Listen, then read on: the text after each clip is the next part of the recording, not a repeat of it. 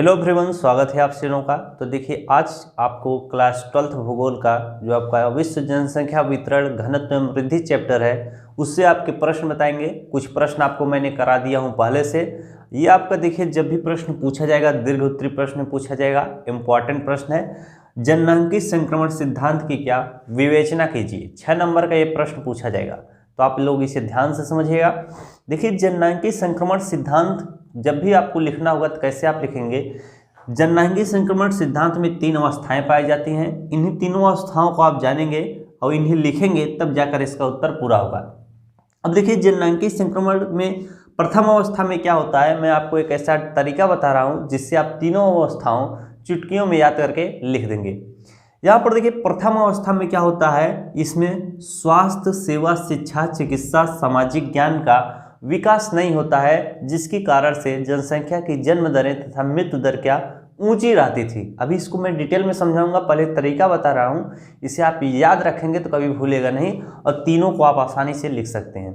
इसमें क्या स्वास्थ्य सेवा, शिक्षा, चिकित्सा और सामाजिक ज्ञान का विकास न होने की वजह से जनसंख्या की जन्म दरें तथा मृत्यु दरें क्या ऊंची पाई जाती थी।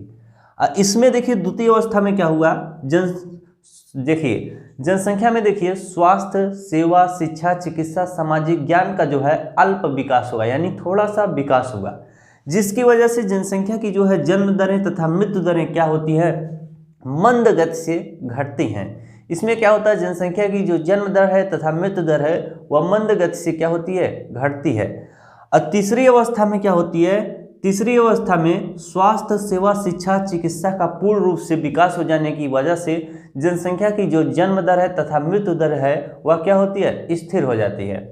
अब मैं आपको बताता हूं इसको डिटेल में, जो जनसंख्या की जन्म दर है कब बढ़ रही है और क्यों घट जाती है। जनसंख्या की जो जन्म दर है वह प्रथम अवस्था में क्यों जन्म दर बढ़ती है और मृत्यु दर घटता है, ये चीज देखिए। प्रथम अवस्था में क्या हुआ, स्वास्थ्य सेवा, शिक्षा, चिकित्सा का विकास नहीं था। मान लीजिए यहाँ पर देखिए एक घर है, क्या है, एक घर है, आइए एक दूसरा घर है। यहाँ पर इनका जो जमीन है यहाँ से यहाँ तक फैला हुआ है और पड़ोसी का जमीन यहाँ से यहाँ तक फैला हुआ है। इनके घर में क्या है, 10 लोग हैं और इनके घर में क्या है, 20 लोग हैं। यहाँ पर प्रथम अवस्था में मैं बता रहा हूँ जो जनसंख्या की जो जन्म दर है वह क्यों बढ़ी थी। अब देखिए, यहाँ पर 10 थे, यहाँ पर 20 लोग हैं इनके घर में, तो इनमें देखिए 20 लोग हैं, तो ये सोचेंगे कि हमारे घर में 20 लोग हैं, हम इनको क्या, इनके घर में 10 लोग हैं, इनको मारकर हम क्या पड़ोसी की जमीन को हम कब्जा कर लेंगे, यानी इनको हम क्या लड़ाई झगड़ा से हरा देंगे और पड़ोसी की जमीन को कब्जा कर लेंगे। ये मानसिकता रखते थे। इसी मानसिकता की वजह से ये लोग क्या करते थे, अपने घर में जो बच्चों की संख्या है वह एक एक व्यक्ति क्या 6-7 बच्चा, 10 बच्चा, 12 बच्चा पैदा करता था। ये मैं पहले की बात बता रहा हूँ। क्यों, क्योंकि उनके पास अभी शिक्षा का विकास नहीं था। जब ज्ञान का विकास नहीं था तो यही सब करेंगे। अब देखिए, दूसरा चीज तो इसलिए ये लोग ज्यादा बच्चा पैदा करते थे, जैसे मान लीजिए इनका क्या है, ये घर है, इनका ये खेत है और ये इनका खेत है। अब यहाँ पर 10 लोग हैं, अगर यहाँ पर इस खेत में गेहूं बोया गया है तो 10 लोग मिलकर एक दिन में इसको काट लेंगे, एक दिन में काट लेंगे। और यही अगर 20 लोग इस खेत में गेहूं लगा हुआ है तो जो एक दिन में काट रहा है, यानी 24 घंटे में मान लीजिए कटाई हो रही है, तो इस खेत को 12 घंटा में काट लेंगे, ज्यादा व्यक्ति रहेंगे। तो इस मानसिकता की वजह से भी क्या ज्यादा बच्चे लोग पैदा करते थे। और दूसरी क्या थी, अगर हमारे घर में ज्यादा व्यक्ति रहेंगे, किसी भी से भी लड़ाई झगड़ा होगा, हम उनको हराकर उनको हरा देंगे और उनकी जमीन को भी कब्जा कर लेंगे। अब देखिए, अगली मानसिकता इन लोगों की मैं आपको बताता हूं, उसको भी आप समझिएगा। अब यहाँ पर ये लोग इतना सब कुछ सोच कर क्या जनसंख्या को बढ़ा रहे थे, यानी जितने ज्यादा व्यक्ति रहेंगे उतने ही ज्यादा काम आसानी से होगा। अगर लड़ाई झगड़ा होगा तो हम लोग क्या जीत भी जाएंगे, हमारा परिवार भी क्या होगा, बड़ा होगा। यहाँ पर जनसंख्या की जन्म दर जो है वो बढ़ गई। अब किस तरह से जनसंख्या की जो जन्म दर है वह घटेगी वह मैं आपको बता रहा हूं। यहाँ पर देखिए क्या हुआ, जब इनके घर में 20 लोग हैं और इस खेत से 20 लोगों को खाना खाना है और इस खेत से 10 लोगों को खाना खाना है। अब यहाँ पर 20 लोग हैं तो इसी खेत से इनको कम कम भोजन मिलेगा, तब जाकर सबका पेट भरेगा। और यहाँ पर देखिए 10 लोग हैं, यानी ये लोग आराम से खाना वाना खा ले रहे हैं, ये लोग अपना क्या जीवन व्यतीत कर लेंगे। इसी में मान लीजिए 20 पूरे व्यक्ति हैं, 4 ठो क्या है औरत हैं और 4 ठे आदमी हैं। अब यहाँ पर देखिए एक एक मान लीजिए 2-2 ठे 3-3 ठे क्या होगा, 3-3 आदमी हैं, 3-3 4-4 ठे क्या हैं लड़के हैं। अब ये सब इतने लड़के हैं। अब क्या हुआ, किसी को कह रहा है कि हमको दूध की कमी हो रही है, अगले वाले लड़का को मान लीजिए कोई लड़का है, ये राम है, ये सोहन है, वो क्या है मोहन है, तो सोहन की मम्मी कह रही हैं आप मोहन को क्या 1 गिलासा भर का दूध दिए हो, और मोहन को तो देवे नहीं कि वो आधा गिलासा दूध दिए हो। तो ये सब क्या घर में आपसी फूट पड़ रहा है। अब धीरे धीरे ये लोग आपस में ही लड़ाई कर लेंगे। यहाँ पर देखिए इनको तब भोजन क्या होगा, कम कम मिलेगा। जब भोजन कम कम मिलेगा तो कोनो को क्या होगा, बिना भोजन कम मिलेगा तो कुपोषण की वजह से कुछ दिन में मर जाएंगे। अब जब भोजन कम मिलेगा तो जो बुढ़ा जाएगा व्यक्ति, जो इनके दादा होंगे इस सब लड़कवा के, वो सब दादा भी क्या हो जाएंगे, कम भोजन मिलेगा तो कुछ दिन में वो मर जाएंगे। अब यहाँ पर देखिए जब ज़्यादा जनसंख्या तो है पहले से ही, अब घर में रहना है 20 लोगों को। अब सोचिए घर में 20 लोगों को रहना हो, बिस्तर की सुविधा नहीं होगी, सूतने की सुविधा नहीं होगी, तो ठंडी का मौसम आएगा तो इस सबको ठंडी मार देगी, तो क्या होगा, बूढ़ा व्यक्ति मर जाएगा। क्यों मर जाएगा, क्योंकि चिकित्सा का तो विकास नहीं है। बाबा ओबा के पास जाएगा, ओझा गुनी के पास जाएगा तो सब बचा थोड़ी ना पाएंगे, ठंडी मारेगा, तो ये सब बुढ़वा इसे मर जाएंगे।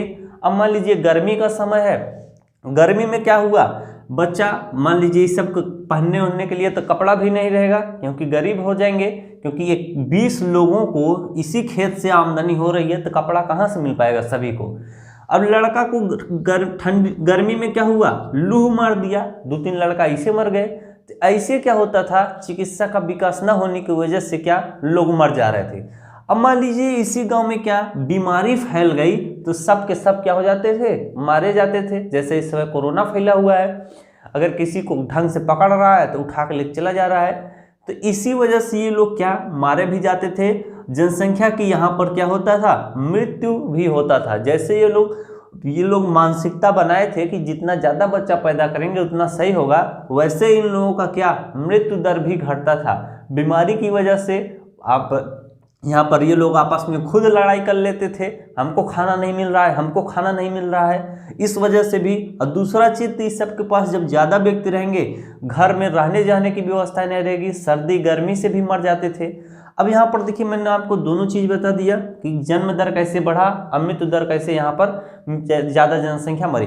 अब द्वितीय अवस्था में देखिए क्या होता था, द्वितीय अवस्था में स्वास्थ्य सेवा शिक्षा चिकित्सा का कुछ विकास हो गया था, जिसकी वजह से कुछ लोग जागरूक हो गए थे।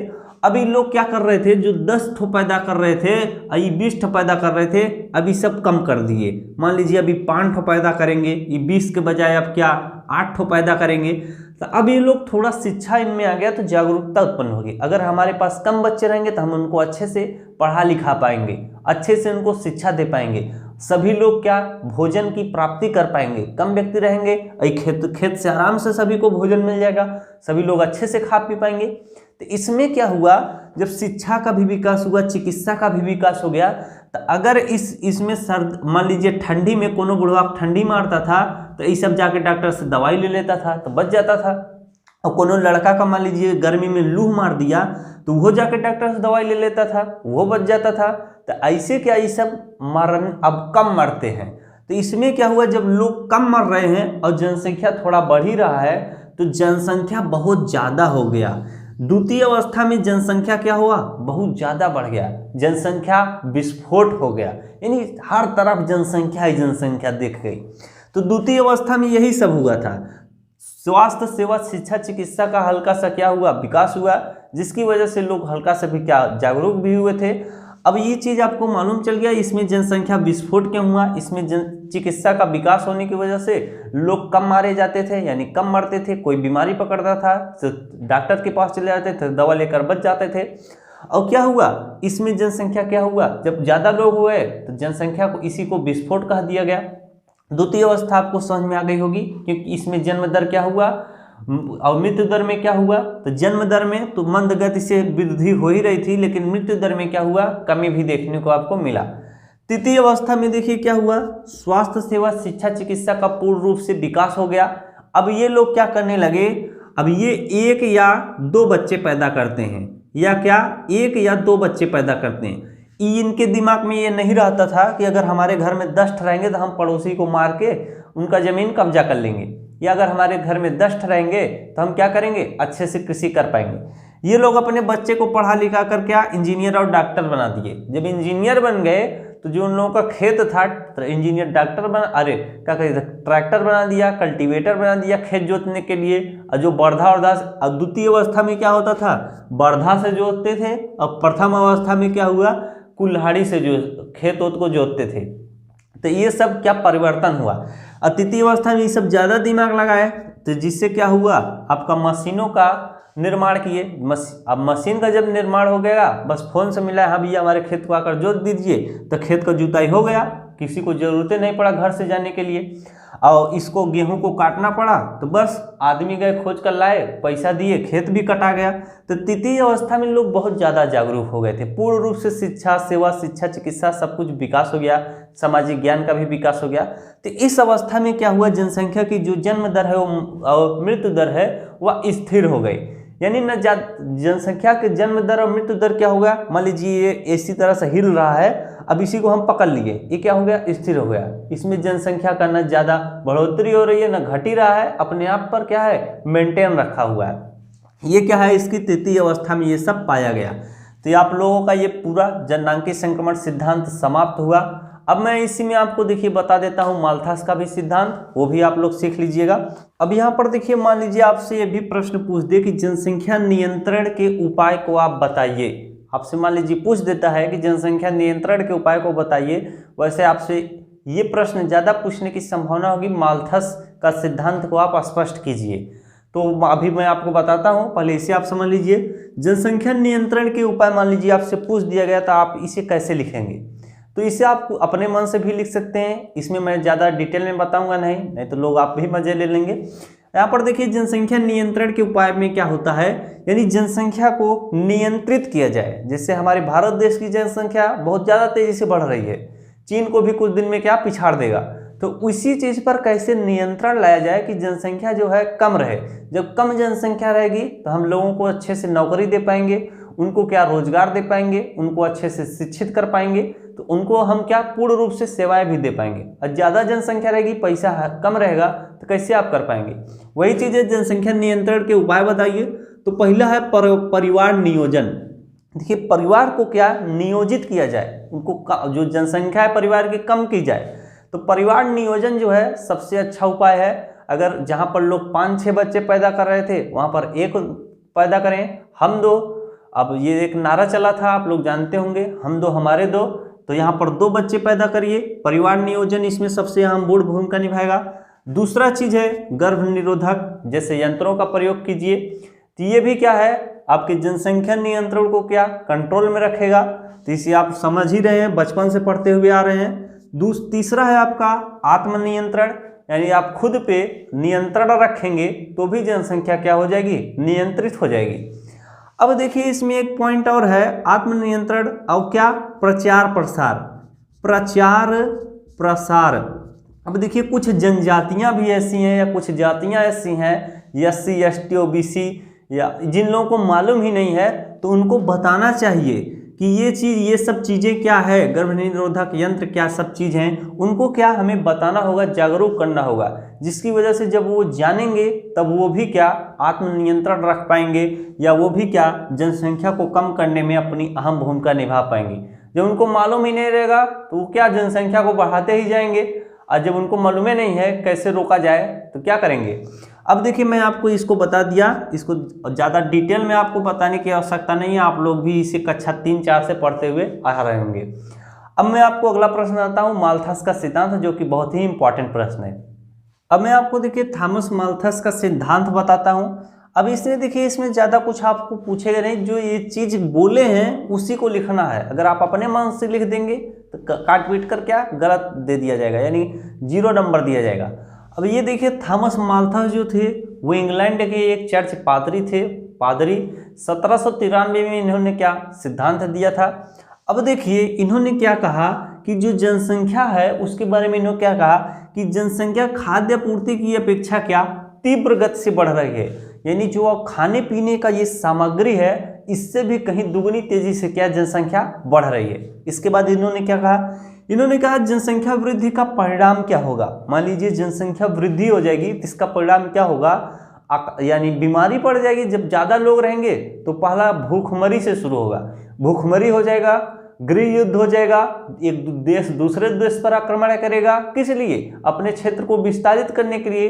जब जनसंख्या ज़्यादा रहेगी और क्षेत्र कम है तो कहाँ रहोगे, तो क्षेत्र कब्जा करना पड़ेगा ना, तो लड़ाई झगड़ा होगा। जब लड़ाई झगड़ा होगा तो लोग एक दूसरे को काटेंगे, पीटेंगे, मारेंगे और क्या करेंगे।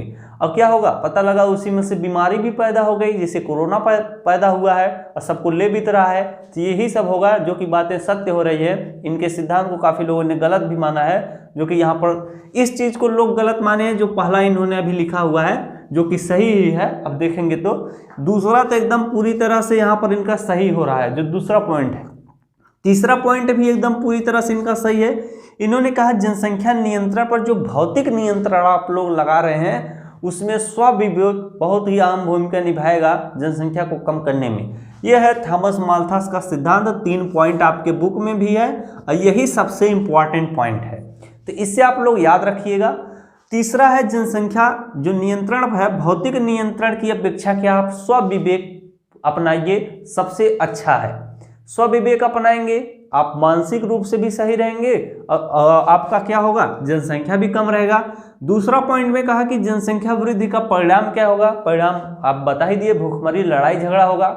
पहला इन्होंने कहा कि जनसंख्या खाद्य पूर्ति की अपेक्षा क्या है, तीव्र गति से बढ़ रही है, यानी जो आपका खाने पीने का सामान है उससे कहीं ज़्यादा जनसंख्या बढ़ रही है। यही 3 पॉइंट आप लिख देंगे और आपको क्या पूरा का पूरा नंबर दे दिया जाएगा। ये आपके ज्योग्राफी में है। अगर ये आपका सोशियोलॉजी में ये प्रश्न पूछेगा तो थोड़ा आपको विस्तृत रूप में लिखना होगा, क्योंकि ये सोशियोलॉजी का भी प्रश्न है, लेकिन ज्योग्राफी में जनसंख्या से संबंधित आ गया तो इसको यहाँ पर 3 पॉइंट में समाप्त कर देंगे। और ऊपर लिखेंगे थॉमस माल्थस के बारे में कुछ लेंगे, कहाँ के रहने वाले थे, कब इन्होंने यह सिद्धांत दिया, ये क्या कर रहे थे, तो ये सब लिखेंगे। इसके बाद 3 पॉइंट लिखेंगे, आपको नंबर मिल जाएगा।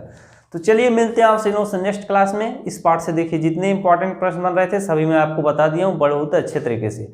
तो मिलते हैं आपसे नेक्स्ट वीडियो में नेक्स्ट टॉपिक के साथ। इतनी देर तक बने रहने के लिए आपसे लगा बहुत बहुत धन्यवाद।